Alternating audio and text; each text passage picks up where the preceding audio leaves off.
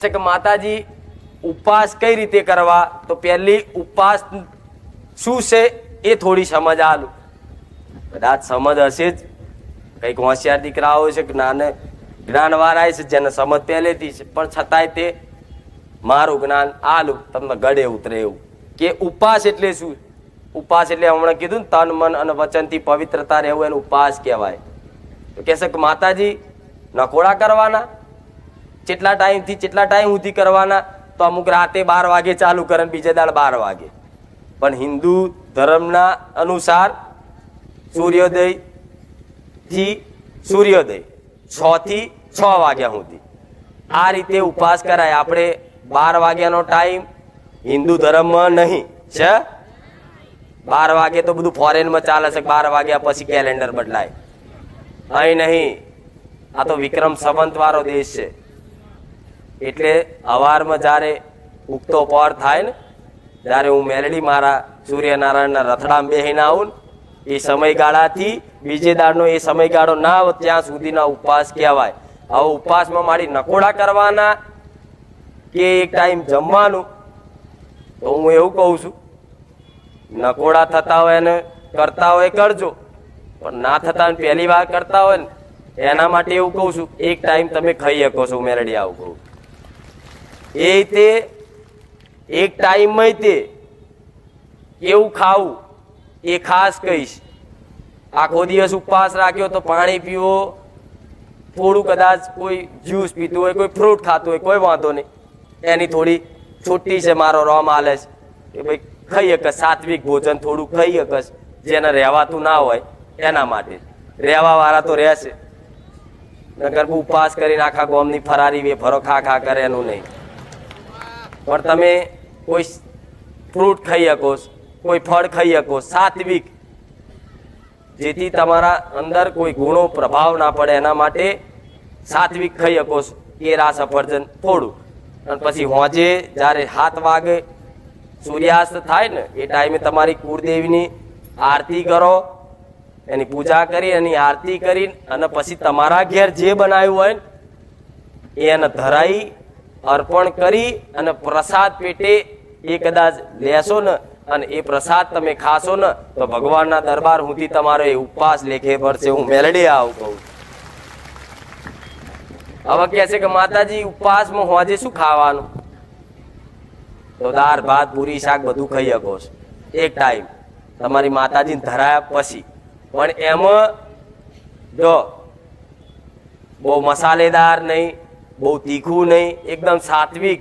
જેમ તમે ક્યાંય બહાર ધામે તો ફરવા જ્યાં છો ને, બાપા સીતારામ કે પછી જલારામ બાપાએ કે સ્વામિનારાયણ મંદિરમાં ગયા છો ને, ઘણા જ્યાં છે, તો ત્યાં ખીચડી હોય તો કેવી હોય, એકદમ મોરી મોરી સાત્વિક. એવું સાત્વિક ભોજન બનાવીને ઓછું મસાલેદાર, ડુંગળી લસણ વગરનું. આમ આડા દાડે તમે ડુંગળી લસણ વાળું મંચુરિયન બધું ખવડાવો છો એ ચાલશે માતા. પાલક પનીર ને બધું જે ભાજી પાવ જે ખવડાવો ચાલશે, એ ભાવથી ખવડાવો. પણ આ 9 દિવસમાં અને બધા નિયમ છે, નીતિ નિયમ છે. એટલે આ 9 દિવસમાં ડુંગળી લસણ વગરનું એકદમ સાત્વિક ભોજન, ઓછું મસાલેદાર, તમારી માતાજીને ધરાઈ અને પછી એ જ તમે ભોજન કરજો. 100% કહું છું, તમારો ઉપવાસ ભગવાનના દરબારમાં લખાશે લખાશે લખાશે. તો કહે છે કે માતાજી ઉપવાસ કરીને પછી બહારથી લાવવું હોય ના લવાય. અમુક ઉપવાસ કરે પછી હોટલનું લાઈન ખાય, એ મતલબ નહીં. એના કરતા પછી ના થતા હોય તો કે મારી નહીં થાય, હાથ જોડીને રહેવું. પણ કરવા જરૂરી છે. ના કરો એના કરતા કરો એ બહુ મોટું ફળ આલશે. ના કરવા વાળાને ફળ મળે ધીરે ધીરે, પણ વાર લાગે. પણ આ જલ્દી થોડો ગલ્લો ભરાશે. આ શું ખોટું, પેલું 12 મહિના લાગે, 6 મહિના 3 મહિના ભરાશે.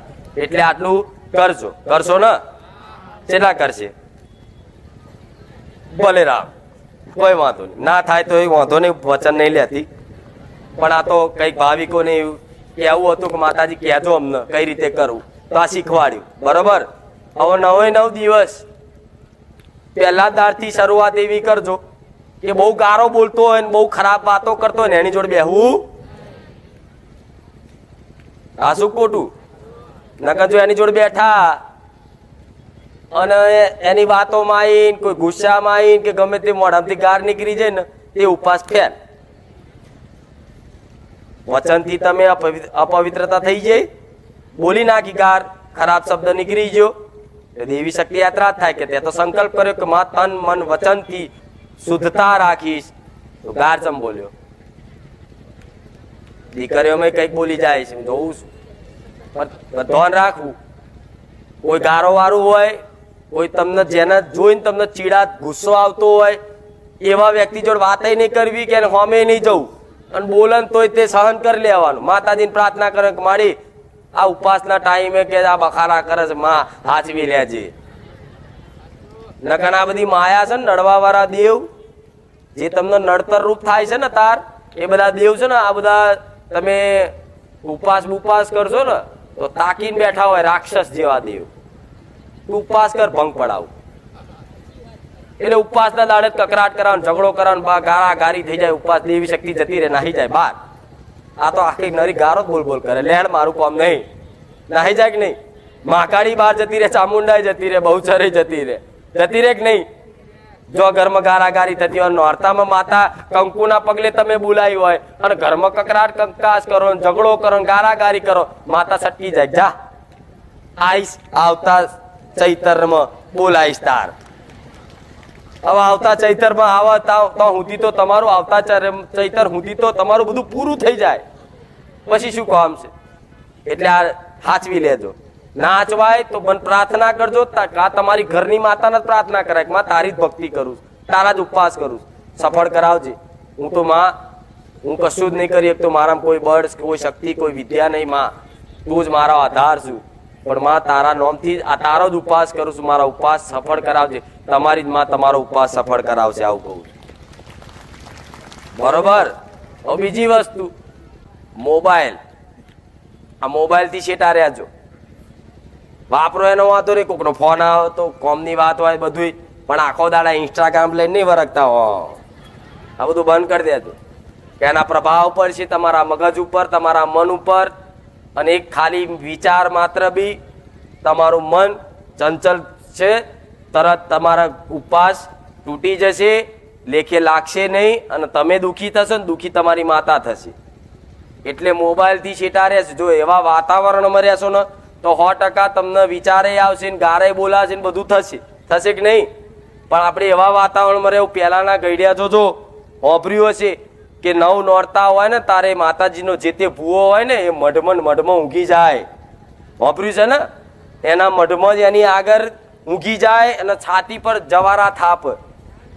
આવું કંઈક ગામડામાં હજુ ચાલે છે કે ભૂવો એનો 9 દિવસ સતત 9 દિવસ ભૂખ્યો તરચ્યો રહી અને માતાજીના મઢમાં જ ઊંઘી રહે. ચમ કે બીજી જગ્યાએ આડી અવરી જગ્યાએ બેહવાથી ઉઠવાથી એને ખરાબ વિચાર ના આવે, એને ખરાબ બોલ ના નીકળે, એનું તન મન વચન શુદ્ધ રહે અને પોતાની માતાની કરેલી ભક્તિ પરિશ્રમ એના શરણ સુધી પહોંચે ને એના માટે એક મઢમાં જ ઊંઘી રહેતા. પણ આજ આ જમાનો નહીં. ભલે તમારું નહીં કોક તમે 24 કલાક 9 દાડા મઢમાં પડ્યા રહેજો, પણ થોડું પાલન રાખી અને તમે સમજુ છો, હોશિયાર છો, એટલે મારે બીજી બધી ભાષામાં વાત કરાય નહીં, પણ તમે સમજી હું શું કહેવા માંગુ છું એવા નીતિ નિયમ પાલન કરી અને 9 દિવસ સાચવી લેજો. મારો રોમ રાજી રહેશે, તમારી ઘરની માતા રાજી રહેશે અને હું મેલડી રાજી રહીશ. નહીં કહેતા કે માં સુખ જોઈએ, સુખ. જેવું સુખ આવે ને એ તો હજુ કલ્પના નહીં. માતા શું આપન શું કરી શકે ને એ તો લોકોના જ ઇતિહાસ વાપર્યા છે. ખુખાર મેલડીના જ પરચા જોયા છે. તમારી માના હજુ પરચા અનુભવ કર્યા જરૂરી નહીં. ખુખાર મેલડી જ પરચા ધારી છે, તમારી માય પરચા વારી છે. પણ એવા થઈ જાવ તો, અને ના થાય કદાચ કરો ઉપવાસ અને કદાચ બહુ કોશિશ કરો છતાંય ના થાય ને તોય નિરાશ ના થતા. પ્રાર્થના કરજો, માં મેં બધી કોશિશ કરી પણ માં અત્યાર સુધીનો મારો અભ્યાસ જ એવો છે, મારું મન એટલું ચંચલ છે ને માં ઉપવાસ લેખે લાગશે. તો તમારી માતાને આવી પ્રાર્થના કરી અને કદાચ ના થાય, કરવા તો પડે જ, પણ 1% લોકો હોય છે, અમુક ભાવિક ભક્તો હોય છે એવા કે માં ભૂખ્યું રહેવાતું જ નહીં, માં ભૂખ્યા રે ચક્કર આવે, પડી જવાય, મગજ કોમ ના કરે, આવા હોય છે કંઈક. જેમ કે અત્યારે સુધી ખા જ કર્યું હોય નરું, એક દાડો ભૂખ્યો ના રહે, જેવું પેટ ખાલી થયું નહીં તરત કંઈક ખાધું નહીં, તો એના માટે થોડું કાઢવું પડે. પણ ના રહેવાય, ના થાય ને છતાંય નિરાશ ના થતા, ના થાય ઉપવાસ, તો એના માટેનો એક ઉપાય બતાવું છું. એ ઉપાય એવો છે કે 9 દાડા છે ને, 9 દાડા ઉપવાસ ના થાય તો કંઈ નહીં, પણ 9 દાડા છે ને આવા ફરતા જનાવર હોય ને, કોઈ જીવ, અબોલા જીવ, કૂતરા, બલાડા કે ગાયો કે આવા પક્ષી, એના ચણ નાખી ગાયને રોટલી ખવડાવી અને કૂતરાને બિસ્કિટ કે દૂધ પીવડાવી અને તમારી માતાના ખાતામાં જમા કરશો ને તો ઉપવાસ બરાબર જ રહેશે. હું માતા આવું કહું. શું કીધું? આ 9 દાડા કરો, 9મે દાડે તમારી માતાજીનું કોઈ 8મે નિવેશ કરતું હોય છે, કોઈ નોમે કરતું હોય છે, કોઈ 7મે કરતું હોય છે, પણ જે તમારું કરવટું ચાલતું હોય એ પ્રમાણે નિવેશ કરજો. પણ નિવેશ કરો એ દાડ તમારી માને જમાડો ને, એ દાડો પહોંચકુવા છે તમારા ઘેર બેહાડજો તમારી માતાના નામથી. આટલું જે કીધું ને, ખાલી 9 દાડા આટલું મેં જે કીધું એટલું જો યથાવત નીતિ નિયમ મુજબ જે પાલન કરી લે ને, એના 12 મહિના ભક્તિ કરવાની જરૂર ના પડે, એની ગેરંટી મારી. જેટલી 12 મહિના ભક્તિ ના કરવી પડે, દીવા ના કરવા પડે, ઓટોમેટિક એનું મન છે ને એવું એકદમ શુદ્ધ થઈ જાય કે બસ માતા સ્મરણ જ કર્યા કરે ઓટોમેટિક. બહાર હોય કે ગમે તો હોય, દીવો ના કરે ને તો એની માતાનું સ્મરણ એને ચાલુ જ રહે, એટલે એને દીવા કરવાની જરૂર ના પડે. પહેલાના 12 મહિને ગઈડ્યા એક જ વખત આવું નોરતા હાચવી લેતા ને 12 મહિના દીવા નતા કરતા. કોડિયા છે ને બધા માર્યા મેલ દેતા, ઓપરેશન હતા. તો રોજ તમે તોબાના ચોખ્ખા દીવા ઘસીને કરો તોય માતાઓ વાપરતી નહીં. પહેલા તો માટીવાળા કોડિયા હતા તોય માતાઓ વાપરતી હતી, હાશું નહીં? તો એમાં અમને આટલો જ ફરક હતો. એ આવું પાલન રાખતા, કષ્ટી વેઠી લેતા. પણ તમારે તો થોડું વેઠાતું ના હોય અને પછી બધું માતાને માથે પડો તો શું કામનું? કહો, થોડું તો વેઠવું પડે. તમે કદાચ ભૂખ્યા રહો તમારી કુળદેવી માટે અને એનાથી ના રહેવાય તો કોઈક ભૂખ્યા ના ખવડાવો, બે હરખું જ છે. તમે એક ભૂખ્યા રહેશો અને અમે કદાચ 10-11 ભૂખ્યાને જમાડશો તો એ હરખું જ થશે. પણ કરતા હોય કરતા રહેજો, બરોબર? હવે બીજી એક વાત, આ ચૈતર મહિનામાં જો બધાના માતાજીના પ્રસંગો ને અવસરો બધાના આવશે, કોઈ મોટું કુટુંબ વાળો હશે ને જે પરિવાર, એના ઘરમાં કોઈને રમેલ આવવાની, કોઈને માંડવો આવવાનો, કોઈને જવારા થાપશે, કોઈને પ્રાણ પ્રતિષ્ઠા, કોઈને ફોટો પ્રતિષ્ઠા, આ બધું થશે ને. કોઈને બાબરી, બાધા, લટ, આ બધો એ લેવાનો એક સમયગાળો ચોગડ્યું. તમારા ઘરમાં કુટુંબમાં આવો કોઈ અવસર હોય કે ભાઈ માતાજી અમારા કુટુંબવાળા ચૈતરમાં ભૂવા થાપવાના છે નવા, તો માં બધા કુટુંબવાળા નહીં માનતા, તારા પારે નહીં આવતા, પણ હું એમાંથી એક દીકરો તારા પારે આવું છું. માં ભૂવા થાપવાના છે, બધા બેહવાના છે, તો માં શાંતિથી ભૂવા થપાઈ જાય, કોઈ કકરાટ કંકાસ થાય નહીં, કોઈ ઝઘડો થાય નહીં અને અમારો અવસર શાંતિથી પતી જાય ને એવી કૃપા કરજે. તો એ દીકરાની એકની અરજી હોંભરીને આખા કુટુંબનું ભલું કરીશું મેલડી. કોઈને માંડવો આવશે તો માંડવામાં તે આવું ઝઘડો કકરાટ કંકાસ ના થાય એનું ધ્યાન રાખજો. જેમ કે વિઘ્નો તો જો ચૈતર આવે ને એટલે નડવાવાળા દેવના વિઘ્નો ચાલુ થાય, એટલે ખાસ ઘેર બેઠા સમાધાન જેણે કર્યા છે ને બરોબર, પણ કેટલાય જગ્યાના ગોગા મહારાજને હુખડીને થારી હાલવાનું ચાલુ કર્યું. આ બાજુ સા બધા ઉભા છે, આ બાજુ છે. હવે કેટલાય જગ્યાની ફરતી મેલડીના નામથી હાલવાનું ચાલુ કર્યું છે.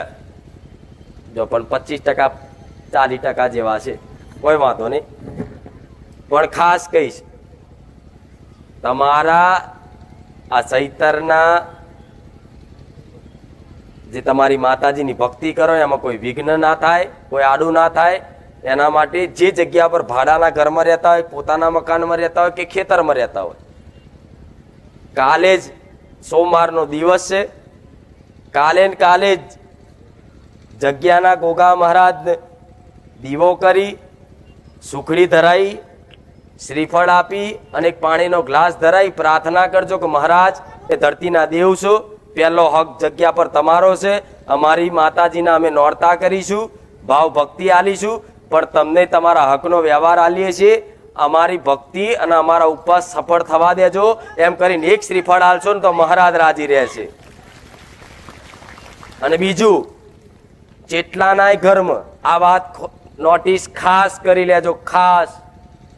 લગભગ ઘણા પરિવારમાં, ઘણા ઘરમાં આ વસ્તુ બનેલી હશે ને હશે જ પટેલ, કે તમે તમારી કુળદેવીની પ્રાર્થના કરતા હોય, ભક્તિ કરતા હોય, એનો દીવો કરતા હોય, અગરબત્તી કરતા હોય, એનો નિવેશ કરતા હોય ને, તમારી માતાજીનો નાનો આમ તો મઢ હોય કે પાટલી હોય, અમુક વાર ઓટોમેટિક તમારો મઢ હરગી જાય છે, ચૂંદડી લાગી જાય, હરગી જાય.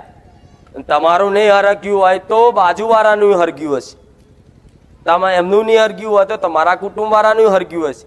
પણ એક ઘરમાં એક જગ્યા પર પટ્ટા પર રહેતા હશે ને એમાંથી 10 ઘરમાંથી 6 ઘરમાં તો આવું લાગ્યું હશે ને. દીવો અહીં કર્યો હોય અને ઓટોમેટિક એની જોર અડી જાય ને તો આખો મઢ ભડકે ભરી જાય, તમારી કુળદેવીનો ફોટો બોટો બધું લાગી જાય. આવું કઈક ઘરોમાં થયું છે ને. કેટલા ઘરમાં આવું બન્યું છે કહો? આવું હરગ્યું અચાનક અને તમે અહીં જો તારો દીવો અહીં ચાલુ છે, અહીં ચમનું લાગ્યું, એવું થાય ને. આખો તમારી માતાજીની મૂર્તિ હોય તોય બારી મિલે, શ્રીફળ હોય તોય બારી મિલે. તો